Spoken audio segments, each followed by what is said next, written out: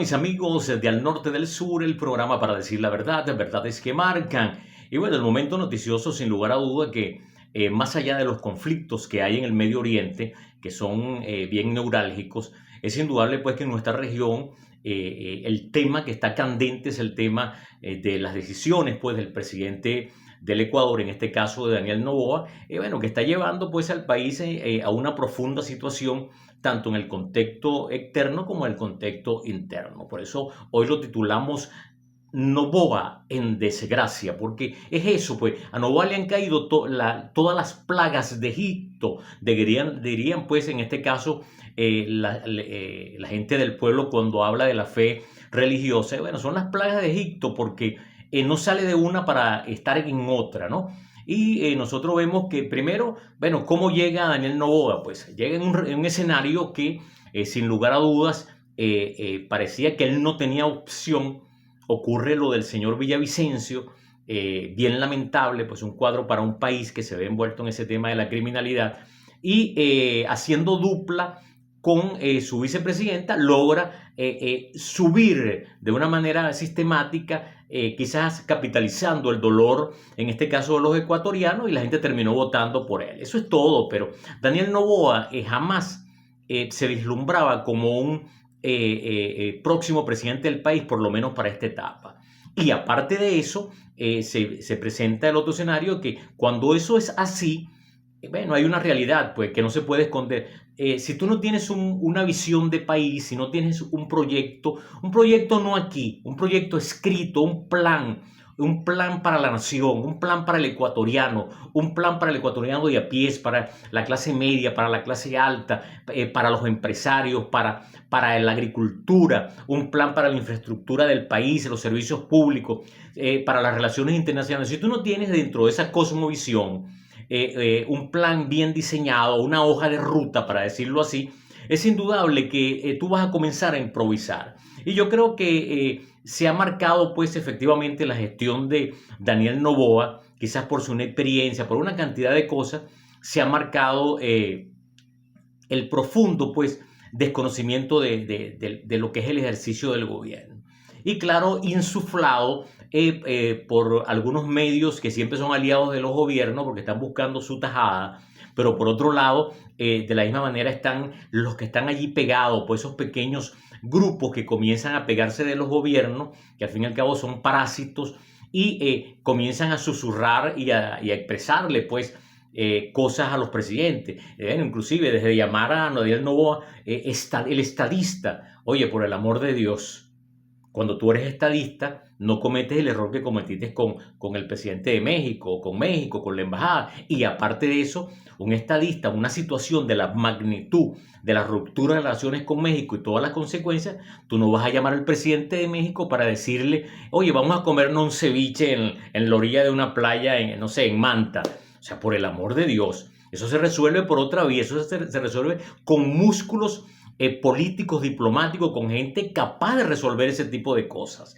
Y entonces, bueno, él no ha salido de una cuando se mete en otra. Entonces comenzó primero con la llegada del ejercicio del gobierno, bueno, el tema de la criminalidad, el tema de quienes están instalados desde hace un tiempo en el tema del tráfico de drogas, los capos y ese tipo de cosas. Luego se le presenta la situación que tenía que ver pues con denuncias, el tema de los impuestos de las grandes empresas. Entonces ahí entra el nombre de la empresa bananera que le dio a él todo su patrimonio, lo de su papá, lo del expresidente Álvaro Noboa. Y bueno, efectivamente, él, como una oferta de campaña a los grandes grupos económicos, él ofrece, pues, efectivamente, bajar los impuestos a los que deben pagar más, pues. O sea, esto es un exabrupto aplicar ese tipo de cosas. O sea, a las personas naturales probablemente paguen más impuestos que una gran empresa como la bananera, en este caso de Álvaro Noboa. Bueno, entonces, ya eso genera un ruido aguas abajo en la población ecuatoriana. Luego se transita por el capítulo que tuvo que ver dentro de relaciones internacionales con el capítulo de Rusia, con el capítulo de la chatarra militar. Y bueno, efectivamente hubo una especie de quiebre allí que tuvo que recapitular porque al fin y al cabo estás poniendo en riesgo los ingresos del país, el ingreso de las divisas con las compras de un país del tamaño de Rusia.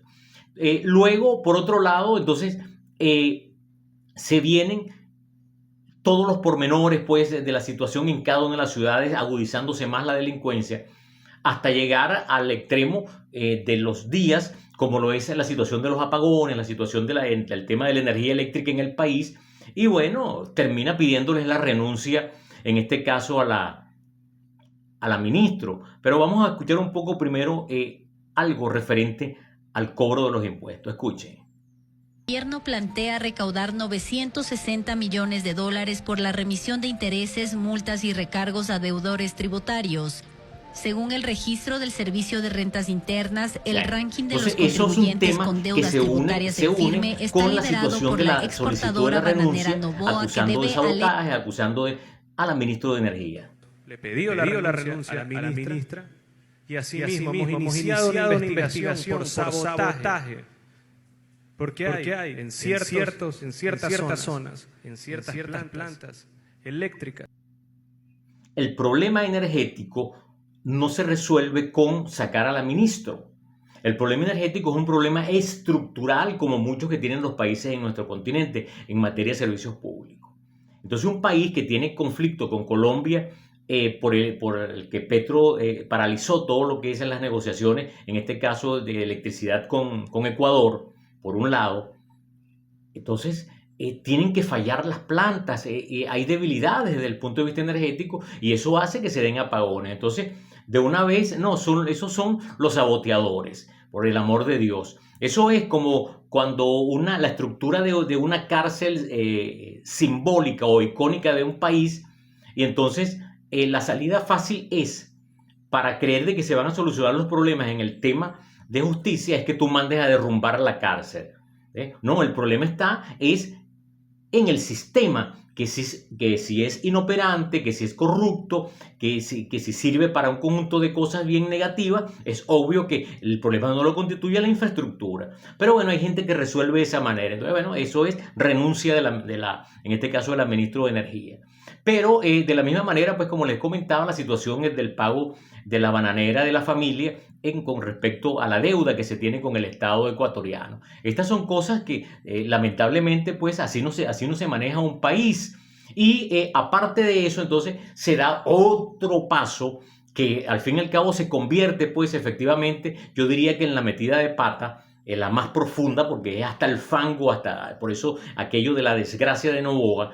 Y bueno, viene el tema con el Ecuador, con México, con la embajada, y ustedes saben, bueno, ya todo el cuento, pues, todo lo que ha ocurrido, que si la situación del señor vicepresidente Jorge Glass y todos los pormenores que se han derivado de esta situación. Y en ese sentido, nosotros tenemos que ubicar un tema bien importante que tiene que ver con el de la consulta nacional. O sea, cuando tú haces una consulta y tú revisas con sensatez, con equilibrio, con sindéresis, las preguntas, te consigues con unas preguntas que pareciera que le están dando, en este caso, pues una patente de corso a la Fuerza Armada del país. O sea, revisen pregunta por pregunta y se dirán, bueno, pero ¿cómo es esto? Pues, o sea, los tipos tienen la libertad para hacer muchas cosas. E inclusive a la hora de ser juzgado por algún tipo de delito, lo pueden hacer estando en libertad, o sea, permitiendo la posibilidad de que se puedan hasta fugar del país. Entonces, ¿de qué estamos hablando? Unas preguntas, por ejemplo, que tienen que ver, creo que la número 4, con la situación de las relaciones, el arbitraje internacional. Eso existe en el mundo entero en el marco del derecho internacional público y el derecho internacional privado. Y por eso los países suscriben, pues, situaciones para en los litigios, bueno, ver cómo se subsana lo que no se puede subsanar primero de una manera recíproca entre, por ejemplo, dos países o una empresa de un país y una empresa, en este caso, internacional. Entonces, vemos que hay, no sé qué le pasó a los juristas allí que montaron algo sesgado, que yo decía, pues, en una charla que daba hace 2 días, que en el fondo le estás entregando casi, dentro de las grandes preguntas, un gran poder a la Fuerza Armada del país. O sea, oye, estas cosas en el ejercicio de la democracia hay que revisarlas. Pues. Entonces, ya ese es otro problema que se le está generando a Noboa y que de paso, salir mal parado en el tema de las encuestas, en el tema de las preguntas, salir mal parado, creo que por ahí lo decía el presidente Correa con la pregunta número 2, que con nada más con salir derrotado en la pregunta número 2, ya todo se le viene abajo.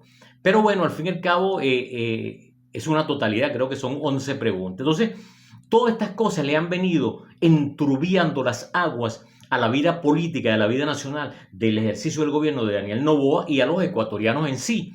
Porque, por ejemplo, la situación con México, más allá de la ruptura de las relaciones, por ejemplo, hay más de 100.000 ecuatorianos que viven en México y que entonces necesitan de que haya una interacción entre ambos gobiernos en lo que corresponde pues al manejo de recursos, de documentación, de becas, de solicitud de antecedentes penales. Entonces tú estás afectando a una parte de tu pueblo. Entonces cuando tú tienes a una cantidad de conciudadanos o ciudadanos ecuatorianos, tus compatriotas en otro país, oye, tú los estás afectando, Daniel Noboa.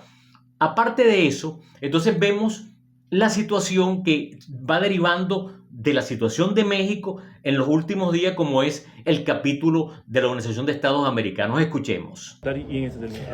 La inviolabilidad de los locales diplomáticos establecida en la Convención de Viena sobre Relaciones Diplomáticas es taxativa y no contempla excepciones.